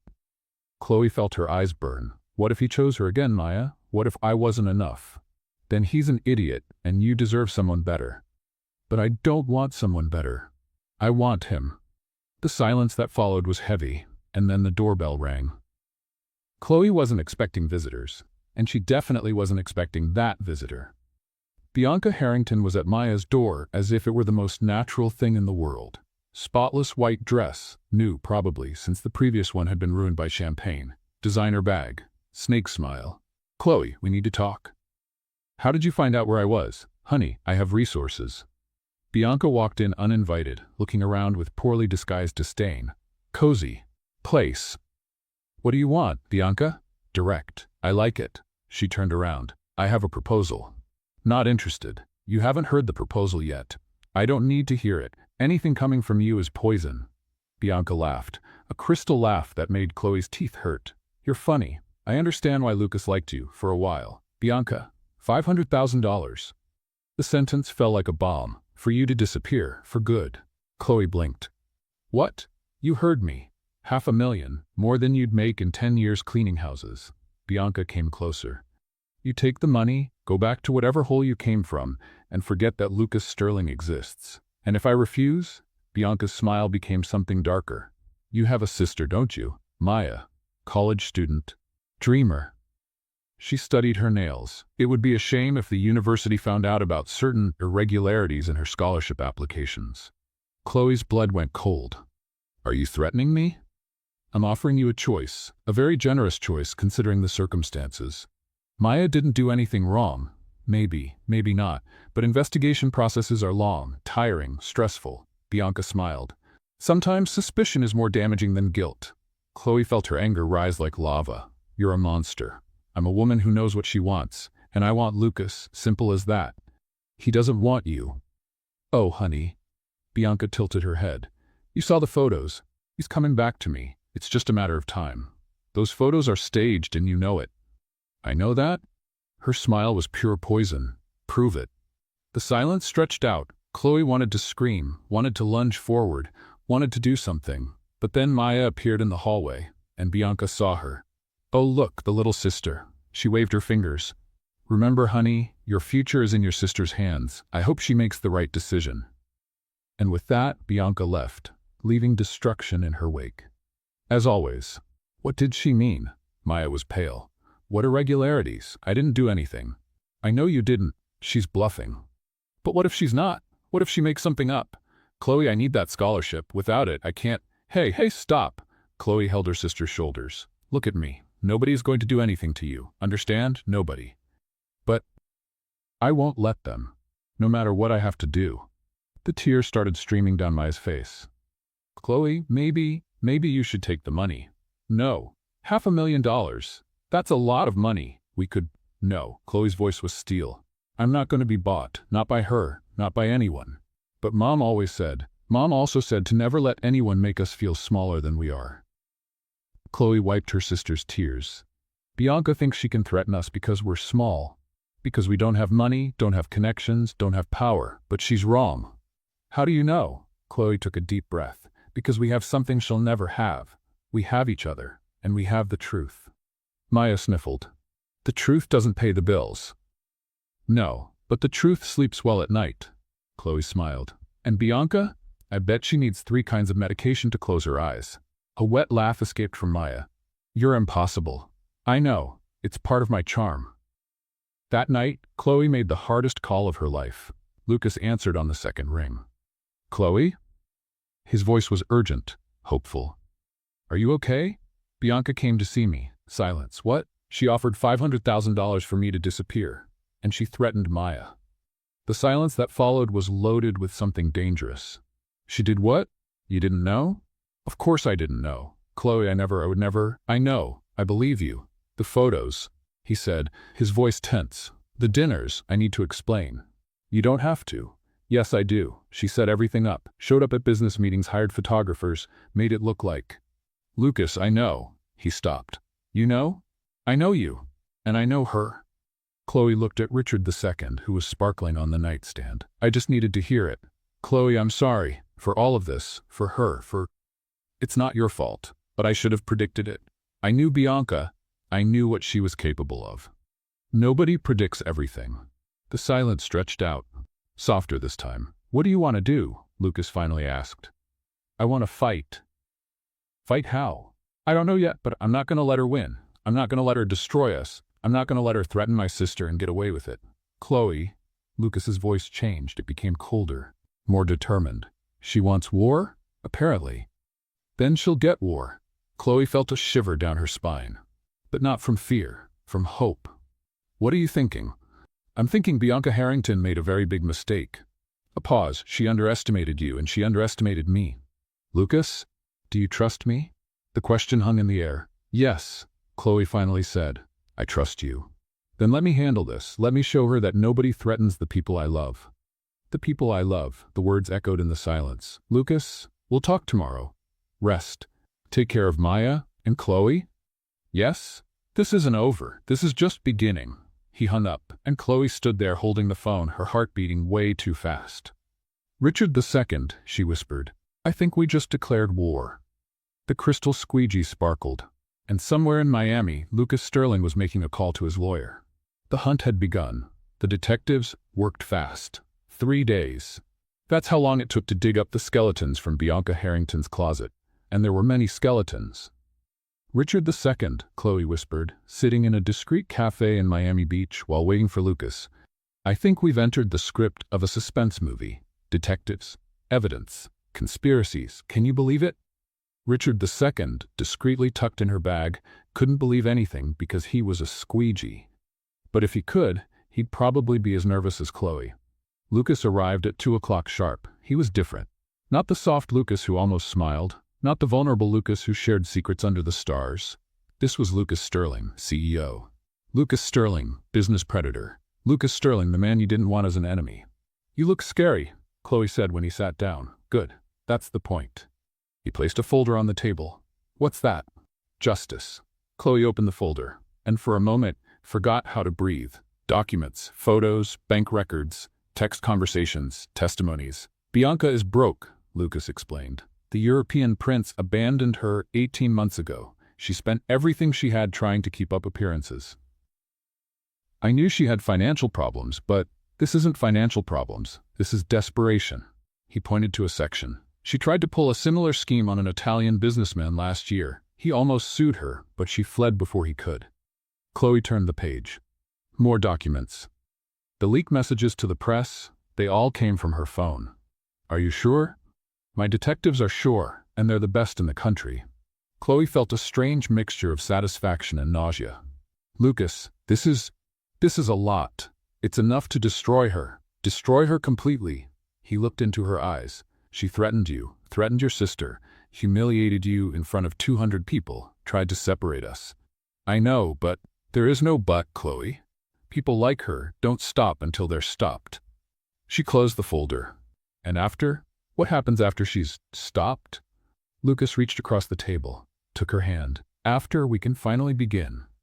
The reunion happened on a Wednesday. Chloe had gone back to work, not at Lucas's penthouse. That would be too complicated for now. At a regular cleaning company, corporate offices, public restrooms, nothing glamorous. But it was work, and honest work was all she knew.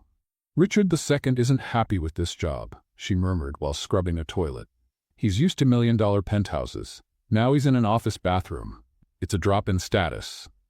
The generic plastic squeegee she was using, not Richard II, who was safe at home, didn't respond. You're not Richard, she said to it. Or Richard II. You're just a squeegee. But you'll do. Do you always talk to cleaning supplies? Chloe turned around so fast she almost fell into the toilet. Lucas was standing in the doorway of the women's restroom, in a tuxedo, in the middle of a corporate office, at 3 p.m. on a Wednesday. What? How? Why are you? She gestured wildly. This is a women's restroom. I know. You're wearing a tuxedo, I know. In the middle of my shift, I know that too. Lucas, what is going on? He came closer and then did something completely unexpected. He knelt. On the floor of some corporate office's women's restroom, with his probably $10,000 tuxedo touching questionable tiles. Chloe, rise. Lucas, get up. I should have fought for us from the start. The floor is dirty. I should have sent Bianca away the second she showed up. Your tuxedo is going to be ruined. I should have protected you better. Chloe stopped protesting. Lucas's eyes were bright, intense, determined. Forgive me, he said, for taking so long. Lucas, forgive me for letting things get to this point. It wasn't your fault. Yes, it was. Part of it was. He took her hands that were still wearing yellow rubber cleaning gloves. I was so focused on proving everyone was bad that I almost lost the best person I've ever met. Tears started streaming down Chloe's face. You're ruining your tuxedo. I don't care about the tuxedo. And the floor is really dirty. I haven't cleaned here yet. Chloe? Yes? Be quiet and let me finish. She laughed. A wet laugh, half sob. Okay. Lucas took a deep breath. I love you. The world stopped. I've loved you since that first day, since you tripped on the carpet and talked to a squeegee and organized $80,000 that weren't yours. Lucas, I love you because you're the most authentic, funniest, bravest person I've ever met. I love you because you make me want to be better. I love you because when you're near, I remember that the world isn't just about money and power and distrust. Chloe was openly crying now. I love you too, she said, her voice breaking. You ridiculous, dramatic billionaire who kneels in public restrooms. Lucas smiled, a real smile, complete, dazzling. And then he stood up, the tuxedo definitely ruined, and kissed her. A kiss different from all the others. A kiss that tasted like new beginnings, like future. Like everything they had almost lost and were finally ready to build. They walked out of the restroom holding hands. 3 office employees were standing in the hallway, with expressions ranging from shock to, "This is way better than a soap opera." Chloe said, waving with a hand still wearing a rubber glove, "Pretend you didn't see anything." One of them raised her phone. "I recorded it. Can I post it?" "No." Lucas laughed. "Let's get out of here before this becomes a headline. Fired from second job for kissing billionaire in corporate bathroom." Chloe shook her head. That would be an interesting way to go down in history. In the car, Lucas handed her an invitation. Thick paper. Gold letters. Elegance that screamed a lot of money involved. Sterling Foundation Charity Gala, she read. Saturday at 8. Formal attire required. Bianca will be there. The air got heavier. You want me to go? I need you to go. Lucas held her hand. It's time to end this, once and for all. What are you planning? Justice. Lucas, do you trust me? The question again. The same question, but this time the answer was easier. I trust you. Then Saturday. He kissed her hand. Saturday we show Bianca and everyone who the real winners of this story are. Chloe looked at the invitation, looked at Lucas, and felt, for the first time in weeks, that maybe, just maybe, everything was going to be okay. The dress was emerald green. Not blue this time. Green. Deep. Dramatic. The kind of dress that said, "I didn't come to make friends, I came to win." "Richard II," Chloe whispered while looking at herself in the hotel room mirror. "We're about to make history. Are you ready?" Richard II sparkled inside the designer clutch Lucas had provided, discreet but present, as it always should be. The Sterling Foundation Charity Gala was the event of the year in Miami. 400 guests, the elite of the elite. More money gathered in one room than most people would see in 10 lifetimes, and Bianca Harrington would be there, confident, smiling, completely unaware of the storm that was coming. Lucas was waiting at the entrance of the ballroom. In a tuxedo. Obviously.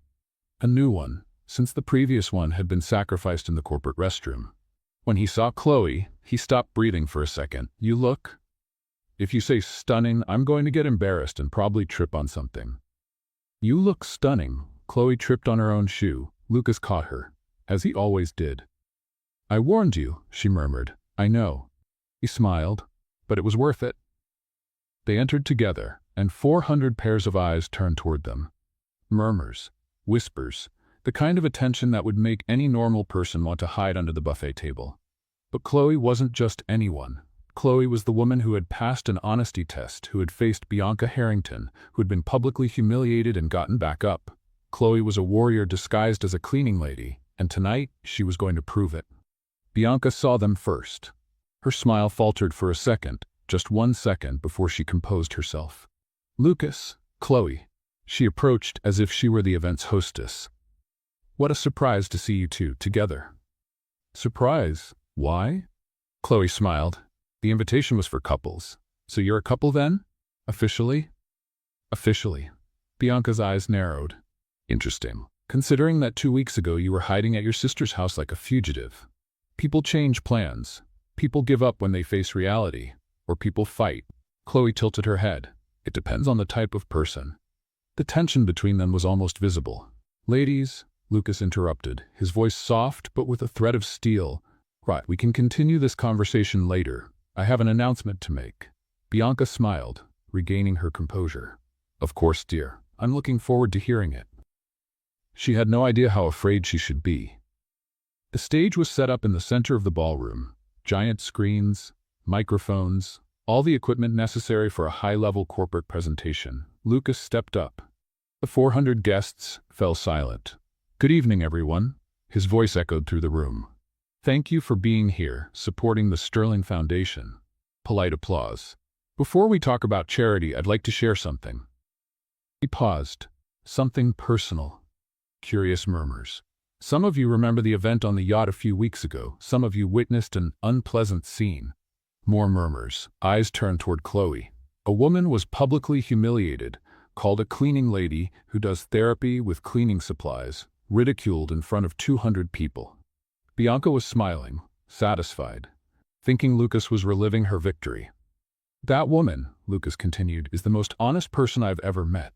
Bianca's smile started to waver. "But today, I'm not here to talk about Chloe Rise." Lucas looked directly at Bianca. "I'm here to talk about who really deserves to be exposed." The screens lit up, and all broke loose. The first images were text messages, conversations between Bianca and a tabloid journalist, negotiating prices for information, details about Chloe's life, leaked photos. Bianca Harrington, Lucas narrated, his voice cold as ice, was the anonymous source who leaked information to the press. Gasps in the room. But that's not all. The screens changed. Bank records, lawsuit documents, photos of Bianca with another man, the Italian businessman she had tried to defraud. 18 months ago, she tried to pull a similar scheme in Italy. Mr. Giovanni Marchetti almost sued her for fraud. Bianca was pale now. "No," she started. 3 weeks ago, Lucas continued, merciless, she offered $500,000 for Chloe Reyes to disappear, and she threatened to destroy Chloe's sister's college career if she didn't accept. More gasps. "That's blackmail, and it's a crime."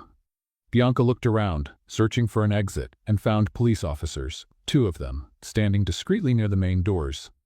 "The authorities have been notified," Lucas said. "All evidence has been submitted, and Bianca Harrington, He paused dramatically. Is officially finished. The chaos that followed was impressive. Bianca tried to run.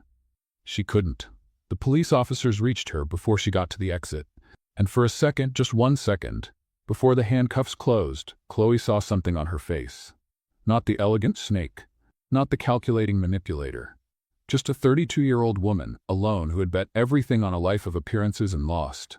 A woman who maybe, at some distant point, had just been a girl afraid of not being enough. The moment passed. The mask returned. You can't do this. Bianca was screaming, being led away. Lucas, you'll regret this. All of you will regret this. Nobody believed her. Nobody cared. 400 people watched in silence as Miami's former society queen was taken away in handcuffs to a police car. In the middle of the ballroom, Chloe stood still. Richard II, she whispered to her purse, we're watching history being made. A villain being arrested at a charity event. It's like a soap opera, only real. Lucas came down from the stage and walked to her. Are you okay? She had no words. Did that really happen? It happened. She was arrested. For real. For real. Chloe looked at him. You planned all of this. With help. He smiled. You gave me the courage to do the right thing. The murmurs around them were growing. People wanting to talk to Lucas, to Chloe, wanting to know more. But Lucas had another plan. Before everyone interrupts us, he said, grabbing the microphone again, I have one more announcement. Chloe frowned. What announcement? Lucas turned to her and knelt, for the second time in a week. But this time it wasn't in a public restroom. It was in the center of a gala ballroom in front of 400 people from Miami's elite. Lucas, Chloe whispered, what are you doing? He pulled a small box from his pocket. The entire room held its breath. Chloe Maria Reyes. His voice echoed through the speakers. Will you marry me? The box opened. The ring sparkled, and Chloe laughed, a nervous laugh.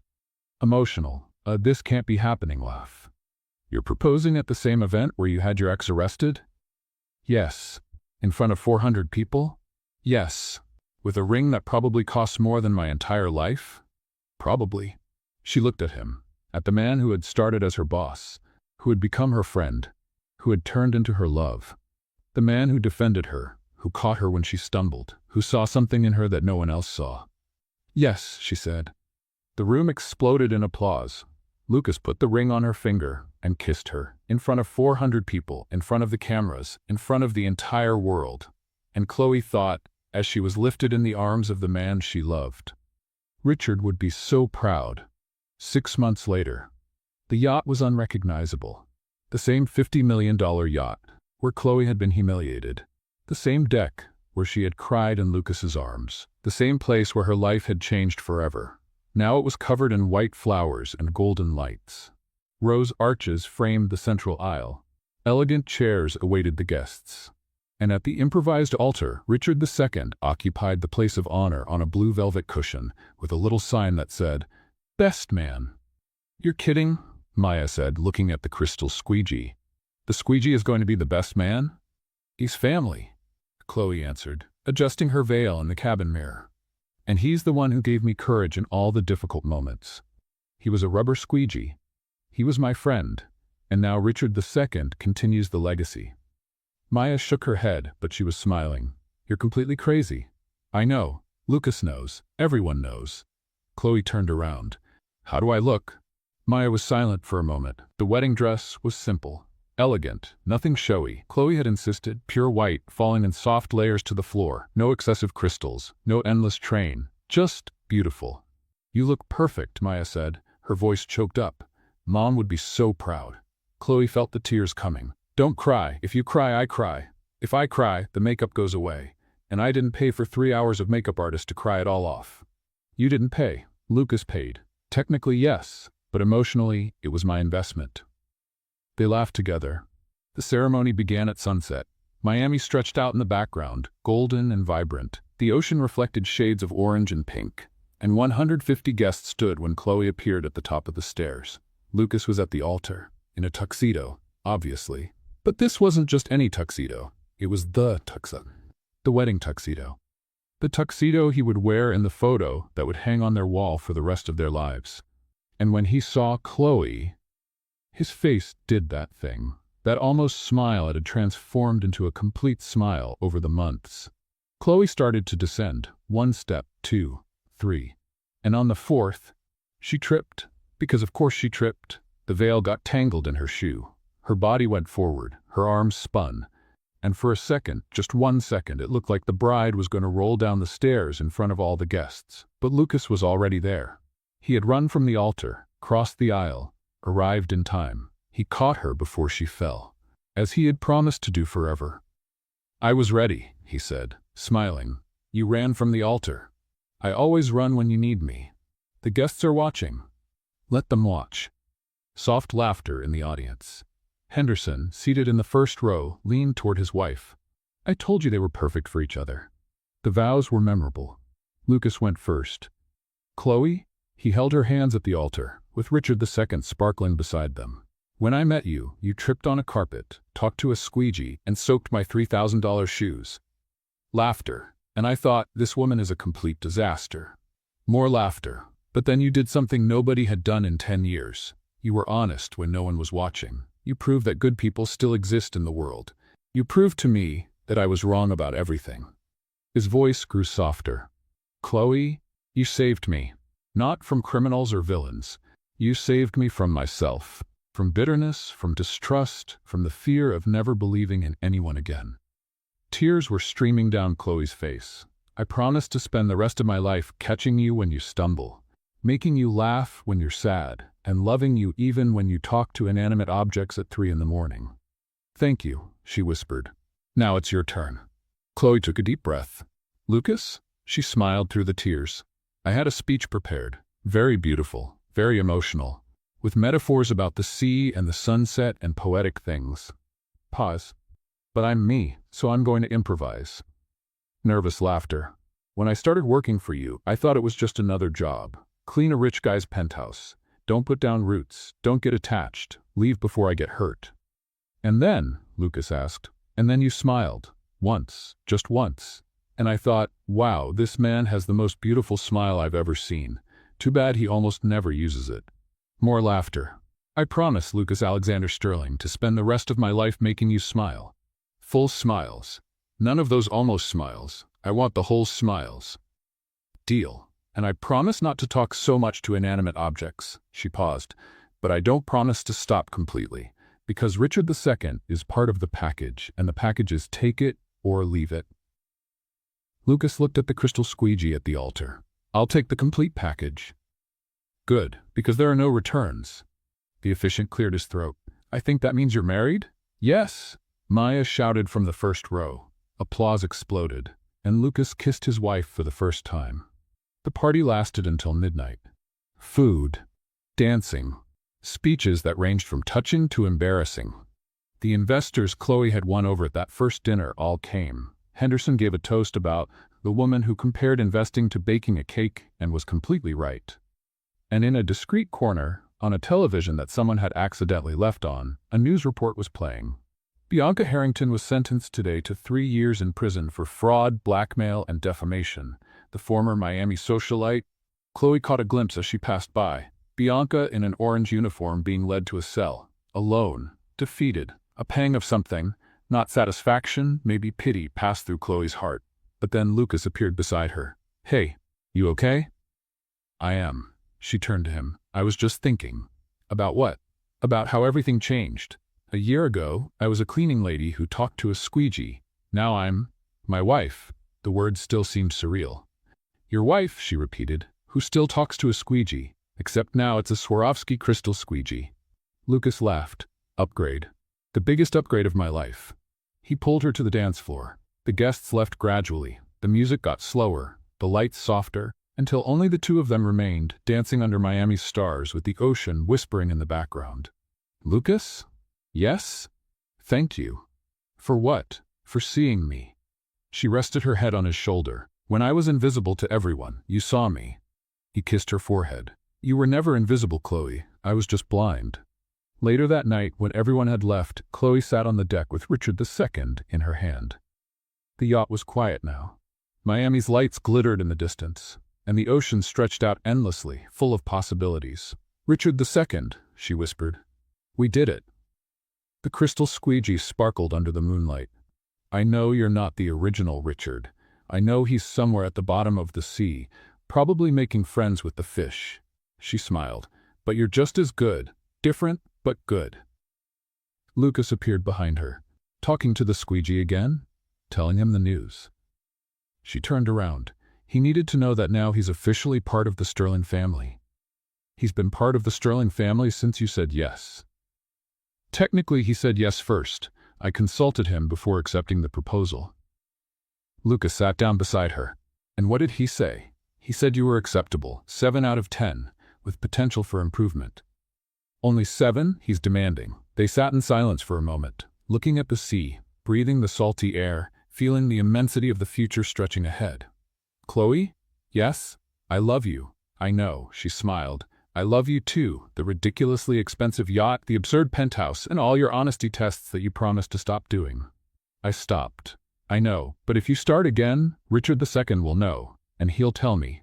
Lucas laughed, a complete laugh. Real. The kind of laugh he rarely gave before meeting her. You're impossible. I am, but now I'm your impossible. Forever. He kissed her.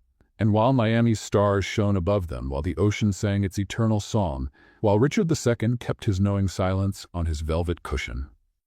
Chloe Reyes Sterling, former cleaning lady, squeegee conversationalist, professional stumbler, and now billionaire's wife, knew with absolute certainty that she had finally found her place in the world, beside someone who saw her, who loved her, who caught her when she fell. Forever. The end. And so, the cleaning lady who talked to a glass squeegee won the heart of the billionaire who had given up on believing in love. Chloe proved that honesty, humility, and a pure heart are worth more than any fortune. And Lucas learned that the real treasure wasn't in his millions, it was in a woman who organized money that wasn't hers, and thanked God for an honest job. As for Richard II, well, he continues sparkling in the Miami penthouse, guarding the secrets of the most unlikely and most passionate couple in the city. And you, what did you think of Chloe and Lucas's story? Leave your opinion in the comments. On a scale of 0 to 10, what rating would you give this story?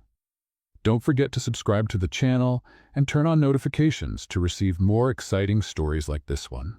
See you next time.